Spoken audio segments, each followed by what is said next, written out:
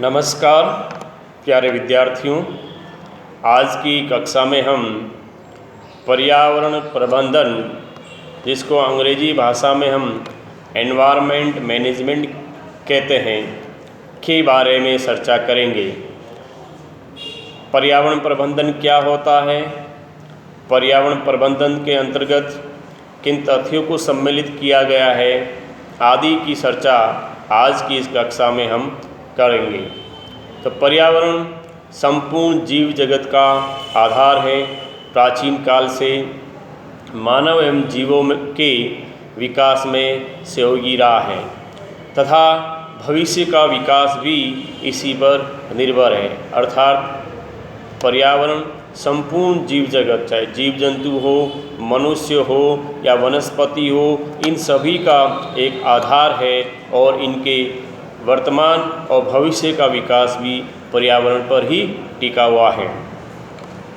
मानव का पर्यावरण अर्थात मानव पर्यावरण का निरंतर उपयोग कर अपने विकास मार्ग तथा उन्नति को प्रशस्त करता रहता है।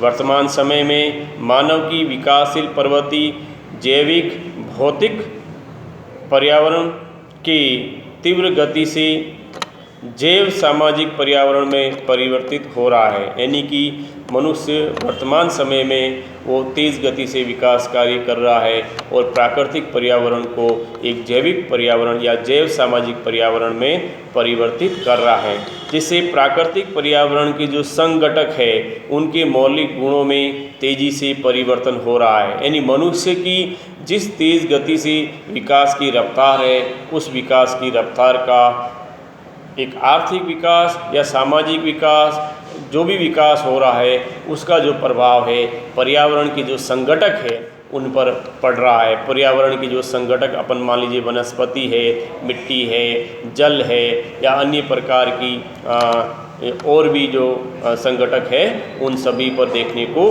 मिल रहा है और उसके मौलिक गुणों में भी तेज़ी से परिवर्तन हो रहा है।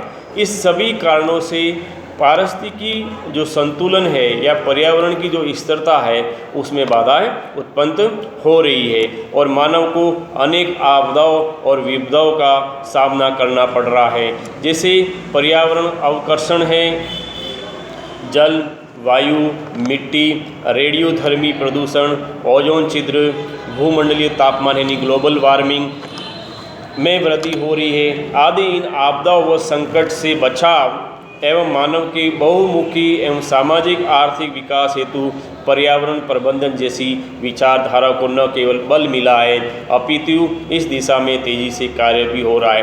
यानी जिस गति से मनुष्य ने अपना विकास किया है और अंधाधुंध प्राकृतिक संसाधनों के दोहन से या अविवेकपूर्ण उपयोग से पर्यावरण के जो संघटक है उन पर जो दुष्प्रभाव पड़ रहा है या उसके मौलिक गुणों में जो परिवर्तन आ रहा है, उन परिवर्तन से मनुष्य को अनेक प्राकृतिक आपदाओं या संकटों से सामना करना पड़ रहा है। इनके कारण अनेक प्रकार के प्रदूषण और संकट में या आपदाओं में तेजी आई है। इन आपदाओं व संकट से बचने के लिए ही और उसके साथ ही मानव के सामाजिक आर्थिक विकास के लिए पर्यावरण जैसी प्रबंधन या एक नई विचारधारा को बल मिला है।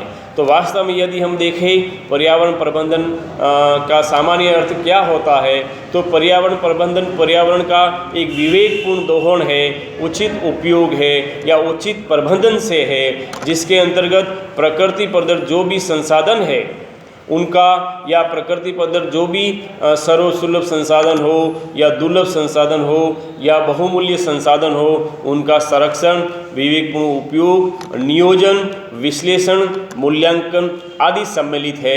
यानी प्रकृति पर जो भी संसाधन आपको उपलब्ध है, चाहे वो बहुमूल्य हो, चाहे दुर्लभ संसाधन हो या सर्वसुलभ संसाधन हो, उन संसाधनों का उचित और विवेकपूर्ण उपयोग और उचित प्रबंधन ही पर्यावरण प्रबंधन कहलाता है।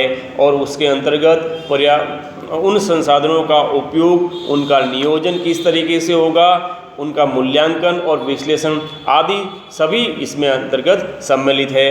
अर्थात पारिस्थितिकी जो संतुलन है, इकोलॉजिकल जो बैलेंस है या एनवायरमेंटल स्टेबिलिटी है, पर्यावरणीय स्थिरता है तथा मानव क्रियाओं के मध्य एक विशिष्ट समायोजन स्थापित करना ही पर्यावरण प्रबंधन कहलाता है।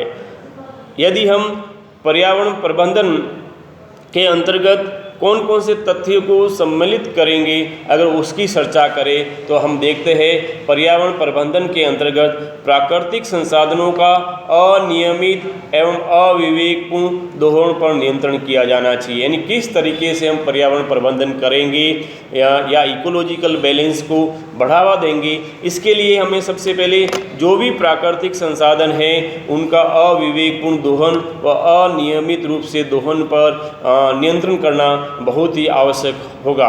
पर्यावरण के जैविक व अजैविक जो संगठक है उनकी सुरक्षा करना भी पर्यावरण प्रबंधन के अंतर्गत सम्मिलित किया जाएगा। इसके साथ ही पर्यावरण शिक्षा की समुचित व्यवस्था करना होगा, यानी लोगों में पर्यावरण प्रबंधन के प्रति जागरूकता लानी होगी। स्कूल, कॉलेज और विश्वविद्यालयों में पर्यावरणीय शिक्षा के साथ साथ लोगों में भी पर्यावरण शिक्षा की जागरूकता को बढ़ाना होगा। इसके साथ ही पर्यावरणीय सचेतना यानी मानव में पर्यावरण के प्रति एक जागृति या जन चेतना का संचार करना भी आवश्यक होगा।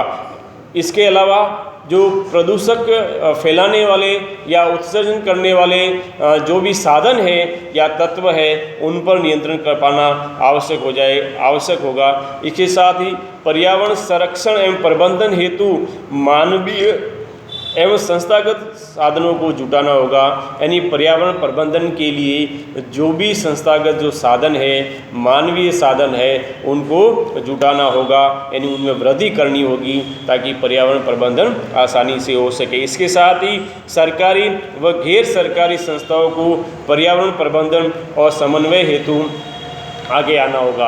यानी जो सरकारी जो संस्था है या गैर जो सरकारी संस्था है, एनजीओ वगैरह है, उनको पर्यावरण प्रबंधन हेतु आपस में एक कोऑर्डिनेशन करना होगा ताकि लोगों में इसकी जागरूकता फैले और संसाधनों का जो अतिशय उपयोग या दुरुपयोग हो रहा है उसको एक विवेकपूर्ण उपयोग या उचित प्रबंधन में सम्मिलित किया जा सके। इसके साथ ही पर्यावरण प्रबंधन के लिए समय समय पर किए गए जो प्रयास है उन प्रयासों का क्या रिजल्ट रहा है या वो कहाँ तक सफल हुए हैं उन पर निरीक्षण करना होगा और उनकी जो कमियां पाई गई है उन कमियों में सुधार करके पर्यावरण प्रबंधन को बल देना होगा। इसके साथ ही पर्यावरण प्रबंधन के जो विभिन्न जो पक्ष है उन पक्षों पर अध्ययन, अनुसंधान आदि कार्य करके हम एक पर्यावरण प्रबंधन के लिए एक नई दिशा या जो जन जागरूकता है उसको बढ़ावा दे सकते हैं। तो प्यारे विद्यार्थियों, आज की इस कक्षा में हमने पर्यावरण प्रबंधन क्या होता है, पर्यावरण प्रबंधन की आवश्यकता क्यों हो रही है और पर्यावरण प्रबंधन किस प्रकार किया जाए, किन तथ्यों को इसमें सम्मिलित किया जाए के बारे में पढ़ा। आपको धन्यवाद।